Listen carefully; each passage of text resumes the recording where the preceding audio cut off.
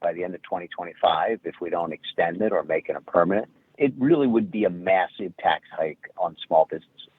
As I said, I've heard directly from small businesses, not only at the round table, but across my district, across the country, really, about how this has allowed them to increase wages, to hire new employees, to set up retirement plans, and allowed them to give back to their community. The Small Business Rundown is the official podcast of the National Federation of Independent Business, the member-driven voice of small business. NFIB and our members advocate to keep America's small businesses strong and independent in Washington, D.C., all 50 states, and the nation's courts. Welcome to the Small Business Rundown, a biweekly podcast with information on independent businesses' victories and challenges in Washington, D.C. and state capitals. My name is Adam Temple, and I'm NFIB's Senior Vice President of Advocacy. Today, I'm joined by two small business owners from Spring Grove, Pennsylvania. Wendy and Marci Bittner own LOSHAW Thermal Technology. I'll also speak with Congressman Lloyd Smucker from Pennsylvania's 11th Congressional District and NFIB's Director of Government Relations, Lauren Hancock. Today, we're talking about the 20% small business deduction, what it means to small businesses, and the impact if Congress allows it to expire next year. Lauren, I'll start with you, but first, thanks for joining us today. Yeah, thanks for having me on. It's good to have you. If you could, just kick us off with a quick overview of the federal tax deduction that we are focusing on today. As many of our listeners know, the 20% small business deduction was created under the 2017 Tax Cuts and Jobs Act, which is often called TCJA. One of the biggest priorities of negotiating that law was reducing the corporate tax rate paid by large companies from 35% to 21% so that these companies would be more globally competitive and stay domiciled in the U.S. As this was being negotiated, though, lawmakers realized that they also needed to do something so that small businesses who wouldn't benefit from this reduced corporate rate could be on a level playing field with their large corporate counterparts. So lawmakers created the 20% small business deduction for pass-through companies. However, unlike the permanently reduced rate for C Corps, the 20% small business deduction is set to expire at the end of 2025. Small businesses are the foundation of the American economy, and without congressional action to extend the 20% small business deduction, 9 out of 10 small businesses are going to face a massive tax hike, which will hurt their ability to create jobs and give back to their communities. There's currently legislation in both the Senate and the House of Representatives to make the deduction permanent called the Main Street Tax Certainty Act. Here at the NFIB, we're working every day to get that legislation passed into law. Thanks, Lauren. Wendy and Marci, before I get you to put that into perspective for us as it relates to your business, I just want to say thanks for taking time away from your business to talk to us more about it today. No problem. Happy to be here. Yes, it's a great pleasure. Thank you. So can you start by just telling us a little bit about your business specifically? We're a 100% women-owned business.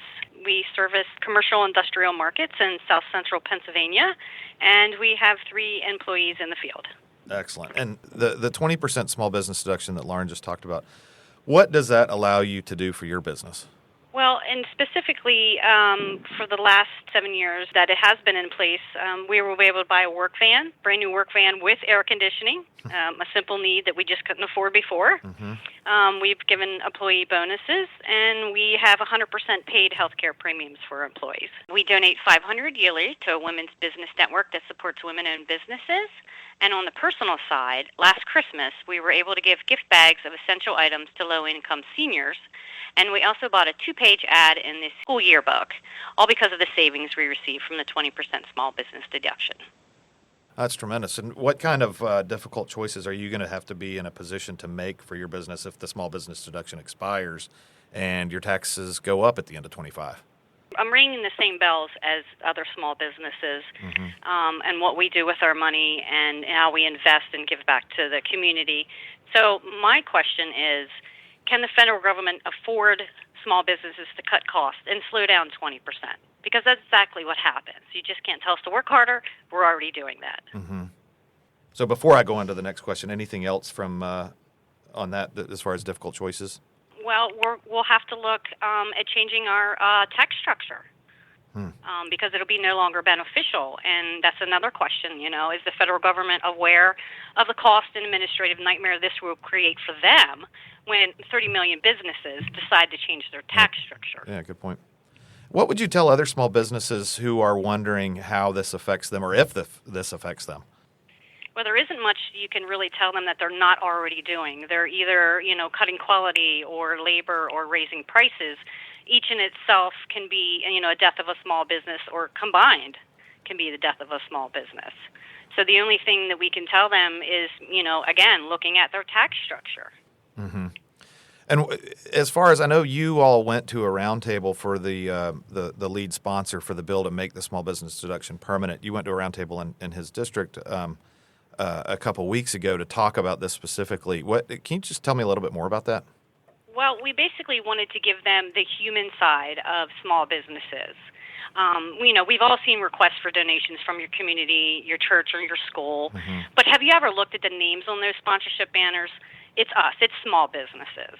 Walmart and Target aren't supporting your Girl Scout troop, your Little League, your school fundraiser, or your tree lighting ceremony. It's us. Mm-hmm. And, how many times have you went to a small business restaurant and they're holding a fundraiser for a portion of their sales to go to a child that needs an operation or a family that just lost their home in a fire? Small businesses not only foster economic growth, we are ensuring that the benefits of prosperity are shared across every community in Pennsylvania. That's great. Lauren, NFIB's been fighting to stop what is essentially a massive tax hike by making the small business deduction permanent. Can you share a little bit about the efforts that have gone into that? Yes. For the NFIB, passing this legislation is our absolute top lobbying priority. To do this, we're working with lawmakers to promote the importance of this legislation and educating members of Congress who aren't aware of the impact that the 20% small business deduction has in their communities. Further, because we think that tax discussions are going to be a top priority for lawmakers at the beginning of 2025, we're pushing to get more momentum now for these bills before the end of the year. Particularly, we would like for more lawmakers to show their support by co-sponsoring the Main Street Tax Certainty Act. In the Senate, Senator Steve Daines of Montana is leading these efforts, and his bill currently has 33 co-sponsors. In the House, Congressman Lloyd Smucker of Pennsylvania leads these efforts, and his bill has 186 co-sponsors. And we're constantly working to add more support for these bills in a number of different ways. We're meeting with the lawmakers to educate them on the 20% small business deduction, whether that's here in D.C. or like we did with Wendy and Marci in the district. And we're also having NFIB team members and small business owners testify at congressional hearings to talk about how small business owners use this deduction and what will happen if it expires. And we recently announced a new national paid advertising campaign across 24 states featuring targeted radio, digital, and video ads that educate and call on members of Congress to pass the Main Street Tax Certainty Act. And next we will be talking with U.S. Congressman Lloyd Smucker. But before we do that and before we let you go, Wendy and Marci, any final thoughts for folks that are listening to this today? Okay. I just wanted to give you a couple of quick under-the-radar facts, some big business advantages that they have that we don't have. So we have a large global customer that charges a yearly fee to be a vendor. And then we have another very large customer that changed their payment terms to 120 days. 120 days, that is 4 months. Some are 90 days. Now, if we want paid within 30 days, we have to provide them with a discount. Meanwhile, payroll, taxes, insurance, suppliers have all been paid out. And now our international supplier now charges us 3% to pay the bills. So that's some things that they enjoy that small businesses have to deal with on top of everything else. I just have to say, small business owners work very hard. They pay a lot of taxes, and it's just nice to get that one break because they don't offer us too many breaks. Well said. I wanted to circle back to about the roundtable that we mentioned earlier, that you guys went to. What prompted you all to attend that? We kind of wanted our voice to be heard about some of the facts that they're not getting. Mm-hmm. And to grow into a big business, don't you first have to start out as small? I mean, they're not hearing some of the things that small businesses owners affect them, like laying an employee off during Christmas season. That really burns, and it still affects me today. Something a large business might not have any effects, to them. But to us, it still affects us. You're leading by example on this. What would you say to other small business owners that want to do something to help make this deduction permanent? What would you tell them some good first steps to get active? Call your congressman. Yeah. Reach out to congressmen, and they will reach out to you. Yeah. I mean, some of the things also, like we paid $89,000 in health care for 3 families last year. And then, we go to great lengths to find, affordable health insurance, but then we realize we're penalized for being small, and we learn a hard truth that it's unaffordable on both sides of the aisle. And I heard one of you mention they'll reach out to you. What is the kind of feedback you've gotten from elected officials that you've talked to about this or other small business issues? Well, they are concerned because it is the backbone of the economy, so they are concerned, and we tell them, again, what happens if we slow down 20%? We cut costs 20%. Yeah, good point. The NFIB is on top of everything, which is wonderful. Yes. But mainly, they're going to choke off the breathing room that we've enjoyed for the last 7 years, period. That's just it, the breathing room. Excellent. Well, I really appreciate you guys taking the time away from your business to join us today. Appreciate your advocacy on this issue, and we'll let you get back to it. So thank you. Yes, it's a pleasure to be here. Thank you. It's always good to hear directly from NFIB members, and next we get to hear from the congressman that represents Wendy and Marci in Pennsylvania's 11th Congressional District, Congressman Lloyd Smucker. Sir, we appreciate you joining us today. Adam, great to be with you. Thanks for having me. I'm here with Lauren Hancock, NFIB's Director of Government Relations, who focuses on this issue, the one we're talking about today. And we just spoke with Wendy and Marci Bittner of LOSHAW Thermal Technology in Spring Grove, Pennsylvania. You know them because you met them at a small business roundtable in early August. And they told us about how their small business has used their 20% small business deduction and why it's critical that it's made permanent. Obviously, you are a key leader on the legislation to make this permanent, the Main Street Tax Certainty Act. Why is this issue so important to you and your constituents that own small businesses? Sure. Well, first of all, they're great. LOSHAW is a wonderful business, and it's exactly to why this is so important. They talked, as did other business owners at the roundtable, about the importance of not only investing in their companies, but also investing in their employees and investing in their communities. When these Main Street companies do well, the communities where they're located do well as well. They're an important part of ensuring the communities are thriving. And so this 198 deduction, puts more money back in the business's pocket to do that reinvestment. And all of the business owners at the roundtable said the same thing. If the 199A deduction goes away, it's currently, as you know, it will expire by the end of 2025 if we don't extend it or make it a permanent. It really would be a massive tax hike on small businesses. I said I've heard directly from small businesses, not only at the roundtable, but across my district, across the country, really, about how this has allowed them to increase wages, to hire new employees, to set up retirement plans, and allowed them to give back to their community. So that's important to help small businesses grow, create jobs, and reinvest. Absolutely. And with that in mind, what is the opposition, or what do you hear from folks on Capitol Hill that maybe don't support the provision?